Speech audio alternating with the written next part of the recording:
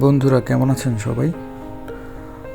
আজকে খুব সহজ একটা ভিডিও, ভাত রান্না। আসলে আমি নিজেও ইউটিউব দেখেই প্রথম ভাত রান্না শিখি, তো এই জন্যই ভিডিওটা করা।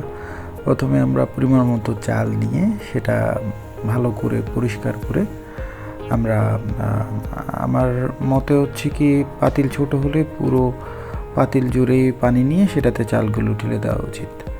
আর নয়তো সহজ হিসাব হচ্ছে চাল যতটুকু দেওয়া হবে তার দ্বিগুণ বা তিনগুণ পরিমাণ পানি দিতে হবে। তা এখন আমার মাই রান্না করছে, আমি ভিডিও করছি।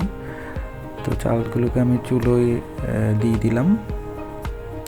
5 থেকে 10 মিনিট পরেই এভাবে আসলে একটু বেশি তাপে দিলে ভাতে বলক আসবে। তো দেখতেই পাচ্ছেন ভাতগুলো ফুটছে। আপনারা চাইলে সরা কিংবা ঢাকনা দিয়ে রাখতে পারেন, তাতে করে ভাত রান্নাটা একটু ফাস্ট হয়, তাড়াতাড়ি হয়। অলমোস্ট হয়ে গেছে, যে ভাত রান্না শেষ। এখন আমরা যে ভাত রান্না করি সেটা হচ্ছে কি আমরা মার কিংবা ফেনা বলে সেগুলো ফেলে দিতে হয়। এই যে এভাবে পাতিলটাকে একটু কাত করে ফেনাগুলো ফেলে দিতে হয়, সেক্ষেত্রে ভাতটা আমার কাছে পার্সোনালি ভালো লাগে।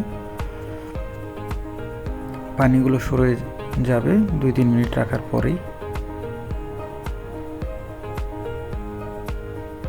পানিগুলো সরে যাওয়ার পরে এরপরে হচ্ছে কি পাতিলটাকে একটু চারপাশ থেকে নাড়াচাড়া দিয়ে নিতে হয়, যাতে করে ভাতগুলো লেগে না থাকে।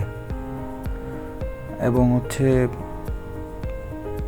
নিচের দিকে যে একটু পানি জমা থাকে সেটার জন্য আর 2 থেকে 3 মিনিট চুলায় দিলেই তৈরি হয়ে যায় ভাত। দেখুন কি সুন্দর একটা কালার আসছে। আর আপনারা রান্নার সময় অবশ্যই আপনারা ভাত সিদ্ধ হয়েছে কিনা এটাই মেইন ফ্যাক্টর। আপনারা একটু ভালো করে সিদ্ধ হয়েছে কিনা চামচ দিয়ে 1-2টা ভাত নিয়ে একটু